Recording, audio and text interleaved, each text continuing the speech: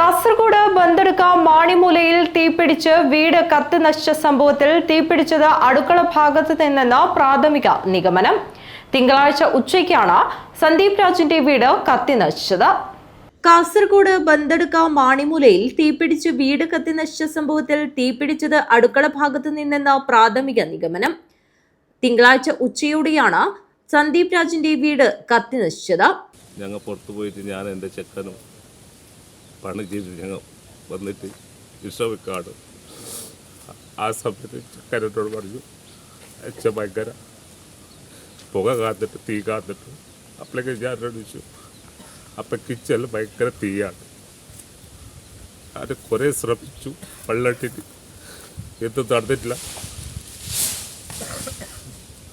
എല്ലാം പീത്തലോട്ട് പോയി. എൻ്റെ ചെക്കന് കുറേ കൂറ്റെടുത്തു. ആൾക്കാരുണ്ടായിട്ടില്ല. പിന്നെ അച്ഛൻ കത്തുന്നുണ്ട്, അച്ഛനൊക്കെ പുറത്ത് വരും. എൻ്റെ മോൻ പറഞ്ഞു. ഞാൻ പുറത്ത് വന്നിട്ട് 5 മിനിറ്റ് ഗ്യാസ് സ്പോട്ടായി സാർ. ഇപ്പം ഞങ്ങൾ രണ്ടാളും ഓടി വീടിയെ ആൾക്കാരെ വിളിക്കാം. അപ്പോഴേക്ക് കത്തുന്നുണ്ട്. തീപിടുത്തത്തിനിടയിൽ ഗ്യാസ് സിലിണ്ടർ പൊട്ടിത്തെറിച്ചതോടെ വീട് പൂർണ്ണമായും തകർന്നു. അടുക്കളയുടെ മേൽഭാഗത്ത് ഉണക്കാനിട്ടിരുന്ന റബ്ബർ ഷീറ്റിലേക്ക് തീ പടർന്നതാകാമെന്ന് കരുതുന്നു. വീട്ടുപകരണങ്ങളടക്കം എല്ലാം കത്തി നശിച്ചു. ലക്ഷക്കണക്കിന് രൂപയുടെ നഷ്ടം കണക്കാക്കുന്നു. News bureau, Kasaragod.